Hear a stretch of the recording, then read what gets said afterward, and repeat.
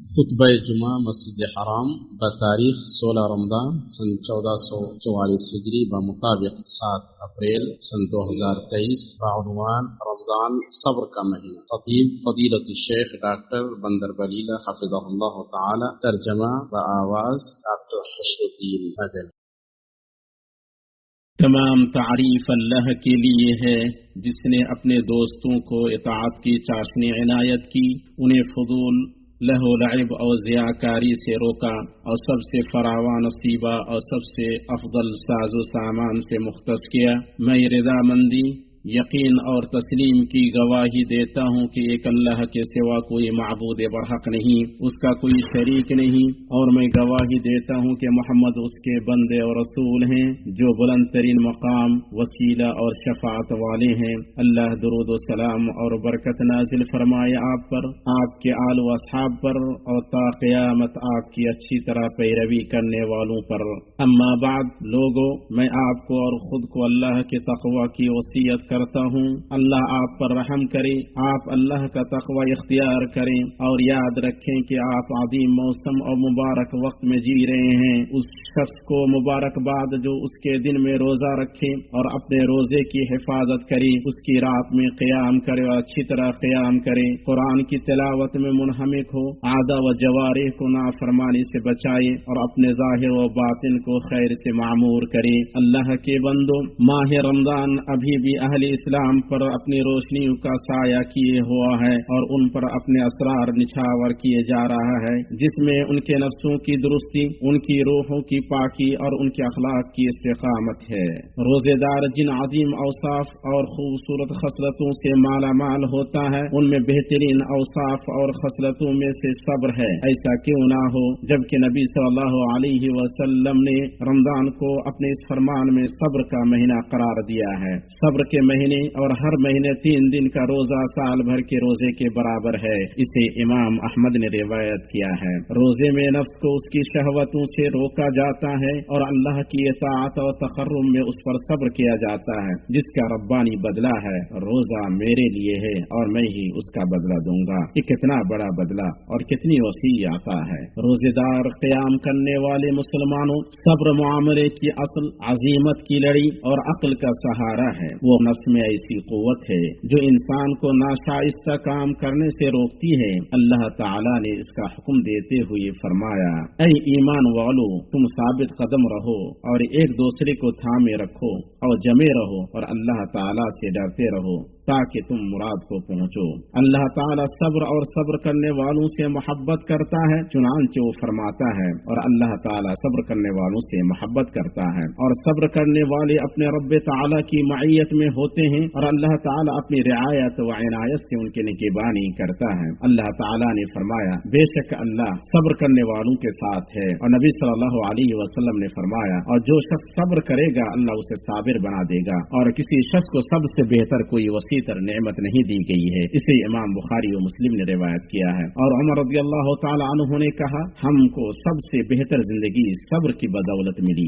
اللہ آپ کی نگہبانی کرے. سب سے بہتر صبر میں سے طاعتوں پر صبر کرنا اور حرام چیزوں سے صبر کرنا ہے. یہ ایمان کی بنیاد اور احسان کی علامت ہے. حق تعالی نے فرمایا: آسمانوں کا، زمین کا اور جو کچھ ان کے درمیان ہے سب کا رب وہی ہے، اسی کی بندگی کر اور اس کی عبادت پر جم جا. طاعتوں پر صبر یوں ہوگا کہ ان کی پابندی کی جائے، ان میں اخلاص ہو اور انہیں اچھی طرح قائم کیا جائے. اور حرام چیزوں سے صبر یوں ہوگا کہ ان سے متعلق وعید سے ڈرا جائے اور ان کے اسباب سے دور رہا جائے. بندہ جب صبر کو لازم پکڑے گا، اس کے پاس خوشخبری کے وفود آئیں گے، وہ توفیق سے نوازا جائے گا، اس کے لیے راستے کو روشن کیا جائے گا اور اس کا انجام ہوگا کامیابی و کامرانی. مصطفیٰ صلی اللہ علیہ وسلم نے فرمایا: صبر روشنی ہے. اسے امام مسلم نے روایت کیا ہے. اور آپ صلی اللہ علیہ وسلم نے ابن عباس رضی اللہ تعالیٰ عنہما سے فرمایا: اور تم جان لو کہ نصرت صبر کے ساتھ ہے. اسے امام احمد نے روایت کیا ہے. اس کے بعد بھرپور ثواب اور عظیم بدلہ فیاض، محسن اور کریم کی طرف سے ہے.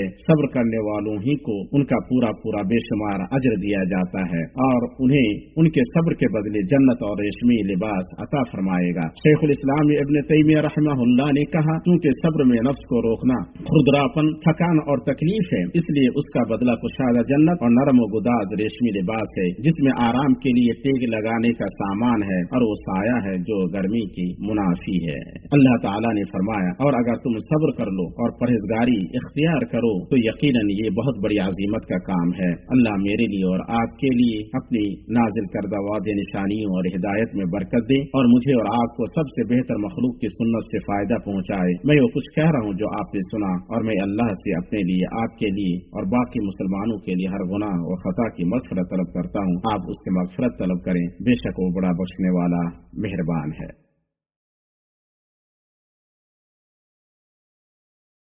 ہر طرح کی تعریف اللہ کے لیے ہے، وہ جو چاہتا ہے پیدا کرتا ہے اور چنتا ہے، اس کی نعمتیں بے شمار ہیں اور اس کے احسانات رواں دواں ہیں۔ میں گواہی دیتا ہوں کہ ایک اللہ کے سوا کوئی معبود برحق نہیں، اس کا کوئی شریک نہیں، اور میں گواہی دیتا ہوں کہ محمد اس کے بندے رسول ہیں۔ اللہ درود و سلام اور برکت نازل فرمائے آپ پر، آپ کے آل و اصحاب پر، اور تا قیامت آپ کی اچھی طرح پیروی کرنے والوں پر۔ اما بعد، اللہ کے بندوں، اللہ سے ڈریں اور اپنے مہینہ رمضان کے نکل جانے سے پہلے اس کی بھلائیوں سے اپنے دامن کو بھر لیں۔ ان قریب اس کا آخری عشرہ آپ کے پاس وارد ہونے والا ہے، جو کہ رمضان کا سب سے عمدہ وقت ہے۔ اس میں شب قدر ہے جو 1000 مہینوں سے بہتر ہے۔ اللہ کا فرمان ہے، اس میں ہر کام کے سر انجام دینے کو اپنے رب کے حکم سے فرشتے اور روح یعنی جبریل اترتے ہیں۔ یہ رات سراسر سلامتی کی ہوتی ہے اور فجر کے طلوع ہونے تک رہتی ہے۔ نبی صلی اللہ علیہ وسلم آخری عشرے میں وہ محنت کرتے تھے جو آپ دوسرے اوقات میں نہیں کرتے تھے۔ جب آخری عشرہ آ جاتا تو آپ اپنی کمر کس لیتے، اپنے گھر والوں کو جگاتے اور اپنی راتوں کو زندہ رکھتے۔ اس لیے اے مبارک لوگوں، کوشش اور محنت کریں اور اپنی طرف سے اللہ کو خیر دکھائیں۔ یہ جد و جہد، محنت اور قیامت کے دن کے لیے توشہ لینے کا وقت ہے۔ اللہ اس آدمی پر رحم کرے جس نے اپنے دل کو غفلت و غنودگی سے بیدار کیا اور اپنے نفس کے لیے سب سے بہتر عمل آگے بھیجا۔ اس کے بعد آپ درود و سلام پڑھیں۔ ہدیہ کی گئی رحمت، نوازی گئی نعمت اپنے نبی محمد رسول اللہ پر۔ اے اللہ تو درود و سلام اور برکت نازل فرما آپ پر، آپ کے پاک باز اہل خانہ پر اور آپ کی بیویوں امہات المؤمنین پر۔ اے اللہ تو راضی ہو جا چار خلفاء اور ائمہ حنفاء ابو بکر، عمر، عثمان اور علی سے، تمام آل و اصحاب سے، اور ان لوگوں سے جو تا قیامت ان کا اچھی طرح اتباع کریں، اور ان کے ساتھ ہم سے بھی اپنے احسان و کرم سے راضی ہو جا یا اکرم الاکرمین۔ اے اللہ اسلام اور مسلمانوں کا غلبہ عطا فرما، دین کے قلعے کی حفاظت فرما اور اپنے مؤمن بندوں کی مدد کر۔ اے اللہ غمگین مسلمانوں کا غم دور کر، مصیبت زدہ لوگوں کی مصیبت ختم کر، قرض داروں کا قرض ادا کر،